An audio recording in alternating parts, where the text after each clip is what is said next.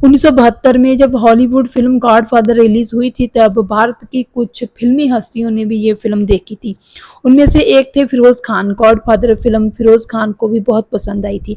फिरोज खान ने तय कर लिया था कि वो ऐसी किसी कहानी को हिंदी में बनाएंगे। फिरोज खान जब भारत लौटे के तो उन्होंने अपने दोस्त और लेखक कौशल भारती को गॉडफादर से प्रेरित कोई कहानी लिखने को कहा।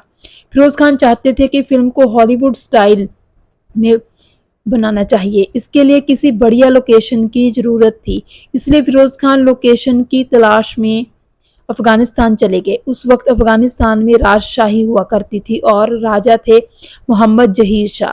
फिरोज़ खान जब उनसे मिले तो उन्होंने फिरोज़ खान का बढ़िया स्वागत किया और फिल्म की शूटिंग की अनुमति भी दे दी।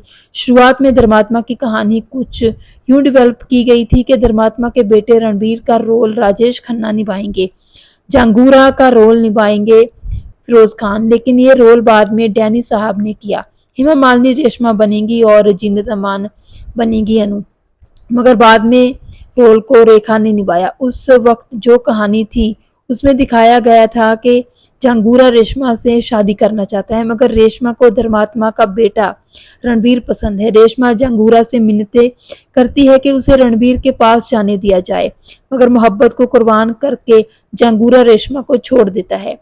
रणबीर अपने पिता धर्मात्मा की मौत का बदला लेना भारत आता है। जांगूरा उसकी मदद के लिए साथ आता है और लास्ट में जांगूरा और रणबीर मिलकर बहुत सारा एक्शन करते हैं। ये कहानी लगभग तय हो गई थी, मगर ये फिल्म की शक्ल इसलिए नहीं ले सकी क्योंकि राजेश खन्ना के साथ बात नहीं बन सकी थी। आखिर में फिरोज खान ने फैसला किया कि वो खुद धर्मात्मा के बेटे का किरदार निभाएंगे और जांगूरा के किरदार के लिए डैनी को चुना गया। कहानी से उस हिस्से को हटा दिया गया जिसमें रणबीर की मदद के लिए जांगूरा भारत आता है। हालांकि डैनी साहब ने इसका विरोध किया था। उन्होंने फिरोज खान से कहा था कि जांगूरा को भी भारत में बुलाना चाहिए, मगर चूंकि अब रणबीर का किरदार फिरोज खान निभाने जा रहे थे तो डैनी साहब से कहा गया कि अगर जांगूरा को भी सेकंड हाफ में भारत में बुलाया गया और तो रणबीर का किरदार कमजोर हो जाएगा। वैसे ये बात भी आप जानते ही होंगे कि धर्मात्मा के लिए डैनी साहब को शोले छोड़नी पड़ी थी। उस दौरान क्या क्या हुआ था वो कहानी बहुत बार हम बहुत सारी वीडियोस में बता चुके हैं। जब जीनत अमान को धर्मात्मा में काम करने का ऑफर दिया गया था तो उन्होंने ये कहकर मना कर दिया था कि धर्मात्मा की हीरोइन तो हेमा मालिनी है, मैं कोई स्पोर्टिंग किरदार नहीं निभाऊंगी। फिरोज खान को जीनत का ये इनकार कर देना बहुत बुरा लगा था। कहा जाता है कि फिरोज खान ने एक दिन शराब के नशे में जीनत अमान को फ़ोन किया और उन्होंने बहुत भला बुरा कहा था जीनत अमान से। वो रोल बाद में रेखा जी ने निभाया था। हालांकि रेखा जी को भी बाद में ये बात बुरी लगी थी कि हेमा मालिनी के रोल को ज़्यादा महत्व दिया गया है। जब धर्मात्मा के किरदार की आई तो फिरोज खान ने सबसे पहले वो रोल शम्मी कपूर को ऑफर किया था और इस चक्कर में शम्मी कपूर से उनकी लड़ाई भी हो गई थी। दरअसल एक पार्टी में शम्मी कपूर और फिरोज खान मिले। उस वक्त तक शम्मी कपूर का पेट बहुत बाहर आ चुका था। फिरोज खान ने शम्मी कपूर से कहा कि अब तुम मेरे बाप का रोल निभाने के लिए एकदम फिट हो। फिरोज खान ने तंज कसते हुए कहा कि ये बात शम्मी कपूर से कही, इसलिए शम्मी कपूर को गुस्सा आ गया और वो फिरोज खान से उलझ गए। फिरोज खान और शम्मी कपूर में हाथापाई होने ही वाली थी, मगर उस पार्टी में मौजूद रणधीर कपूर और संजय खान ने इन दोनों को अलग किया। हालांकि बाद में दोनों के बीच सुलह हो गई थी तो उन्होंने आपस में एक दूसरे से माफ़ी मांगी। वैसे एक दफ़ा पहले भी एक्ट्रेस मोहन को लेकर ये लोग भिड़ चुके थे। आखिरकार प्रेमनाथ जी को धर्मात्मा के लिए साइन कर लिया गया। हालांकि जब फिरोज खान ने प्रेमनाथ की बेईमान देखी तो वो टेंशन में आ गए थे, इसलिए शूटिंग शुरू होने से पहले प्रेमनाथ जी ने फिरोज खान से कहा था कि आप धर्मात्मा में बेईमान जैसी बेवजह चिल्लाने वाली एक्टिंग मत कीजिएगा। ये बात फिरोज खान ने प्रेमनाथ जी से कही थी। आपको वैसे ही एक्टिंग करनी होगी जैसे कि वो कहेंगे, यानी कि जैसे फिरोज खान कहेंगे। उसी दौर में बम्बई में रतन खत्री नाम के एक मटका किंग हुआ करते थे। एक दिन फिरोज खान रतन खत्री से मिलने पहुंच गए। फिरोज खान ने रतन खत्री के हाव भाव और उनके बात करने के ढंग को बड़ी गौर से ऑब्जर्व किया। बाद में फिरोज खान ने प्रेम नाथ जी से वैसे ही अभिनय करवाया था और प्रेम नाथ जी ने इतना शानदार अभिनय किया कि धर्मात्मा फिल्म के लिए उनका अभिनय बहुत अहम साबित हुआ था। प्रेम नाथ जी के करियर की भी टॉप फिल्मों में से एक फिल्म बन गई थी धर्मात्मा। अफगानिस्तान वाला हिस्सा फिरोज खान ने पहले ही फिल्माया था, मगर जब वो शूटिंग के लिए अफगानिस्तान पहुंचे तो वहां स्थिति पूरी तरह से बदल चुकी थी। मोहम्मद जहीर खान को सत्ता से हटा दिया गया था, वहां राजशाही खत्म हो गई थी। मोहम्मद दाऊद खान अफगानिस्तान के राष्ट्रपति बन चुके थे। हालांकि फिरोज खान के साथ उन्होंने भी बहुत कोऑपरेट किया था और बिना किसी दिक्कत के धर्मात्मा की शूटिंग अफगानिस्तान में होने दी गई थी और वहां शूट करने वाली पहली भारतीय फिल्म बन गई थी फिल्म धर्मात्मा। कहा जाता है कि धर्मात्मा के एक दृश्य के लिए फिरोज खान चाहते थे कि हेमा मालिनी वो लिप टू लिप किस करे, मगर हेमा जी की मां ने इसकी इजाज़त देने से साफ इनकार कर दिया था। धर्मात्मा की कहानी के मुताबिक हेमा जी जो फिल्म की मुख्य हीरोइन थी उनकी मौत हो जाती है।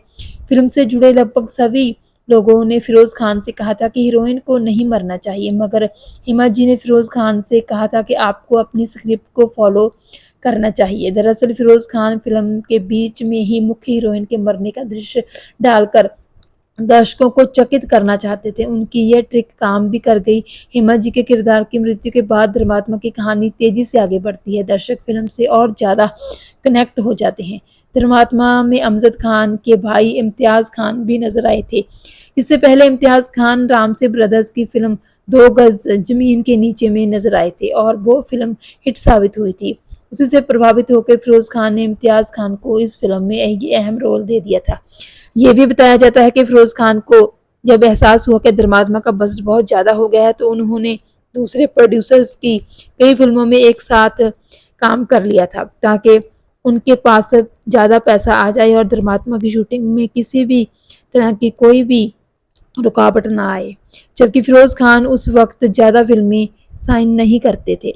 एक्ट्रेस फरीदा जलाल ने धर्मात्मा में फिरोज खान की बहन का किरदार निभाया था। एक इंटरव्यू में फिरोज खान के बारे में बात करते हुए फरीदा जलाल ने ही कहा था कि वो बहुत शाही किस्म के इंसान थे, राजाओं जैसा लाइफस्टाइल था उनका। शूटिंग के दौरान उन्होंने सच में बहन की तरह मेरा ख्याल रखा। शूटिंग के लिए पैसा खर्च करने में भी वो जरा सी भी कंजूसी नहीं करते थे और शूटिंग के दौरान उनके हाथ में हमेशा गॉडफादर नॉवल रहा करता था। धर्मात्मा में सत्य कप्पू जी ने भी काम किया था। फिरोज खान ने जब कप्पू जी को उनका रोल सुनाया था तो कप्पू जी बड़े कंफ्यूज हुए थे। वो सोच रहे थे कि उनका किरदार हर दृश्य में जीवन साहब के साथ दिखेगा और जीवन जैसे धाकड़ एक्टर के सामने कप्पू को कौन देखेगा, क्योंकि जीवन साहब जैसे डायलॉग्स बोलते थे वो ऑडियंस का पूरा ध्यान खींच लिया करते थे। सत्येन कप्पू जब फिरोज खान के ऑफिस से बाहर निकले तो उन्होंने एक आदमी को देखा जिसने गले में एक बेल्ट पहनी हुई थी। गर्दन में कुछ दिक्कत थी उसकी शायद। कप्पू साहब को फौरन आइडिया आया कि अगर वो भी अपने किरदार को ऐसी नेक बेल्ट पहना दे तो किरदार को अलग लुक और पहचान मिल जाएगी। कप्पू साहब फौरन वापस फिरोज खान के पास गए। वहां उन्होंने फिरोज खान को अपना ये आइडिया बताया। सत्येन कप्पू जी का आइडिया फिरोज खान को भी बहुत पसंद आया और तय हुआ कि सत्येन कप्पू गले में ये पट्टा पहनेंगे और गहरी और भारी आवाज़ में अपने डायलॉग्स बोलेंगे। दरअसल सत्येन कप्पू जी ने फिरोज खान के साथ नादिर शाह नाम की एक फिल्म में काम किया था। उसने भी सत्येन कप्पू जी कुछ इसी अंदाज में अपने डायलॉग्स बोलते थे। उस फिल्म में फिरोज खान ही हीरो थे। फिरोज खान और इंदिवर जी की दोस्ती काफ़ी पुरानी थी। फिरोज खान इंदिवर जी की लेखनी के एक बहुत बड़े फैन थे। इंदिवर जी की एक लाइन उन्हें बहुत अच्छी लगती थी। वह लाइन थी, तेरे चेहरे में वो जादू है। फिरोज खान जी को हमेशा लगता था कि इस लाइन पर एक बहुत अच्छा गाना बना जा सकता है। जब फिरोज खान ने धर्मात्मा पर काम शुरू किया तो उन्होंने इंदिवर जी को उसी लाइन पर एक गाना लिखने को कहा। इंदिवर जी ने लिखा भी और वो गाना कितना बड़ा हिट हुआ ये हम सभी जानते हैं। जिस जगह ये गाना फिल्माया गया था वो अफगानिस्तान का मशहूर बंदे आमिर नेशनल पार्क है। ये भी धर्मात्मा फिल्म की मेकिंग से जुड़ी कुछ रोचक और अनसुनी कहानियाँ जो आपको जरूर पसंद आई होंगी, उम्मीद करते हैं। बहुत जगह पर ये बताया गया है कि धर्मात्मा 30 अप्रैल 1975 को रिलीज़ हुई थी, लेकिन ये गलत है। धर्मात्मा 25 जुलाई 1975 को रिलीज़ हुई थी और धर्मात्मा फिल्म को रिलीज़ हुए पूरे 51 साल हो गए हैं।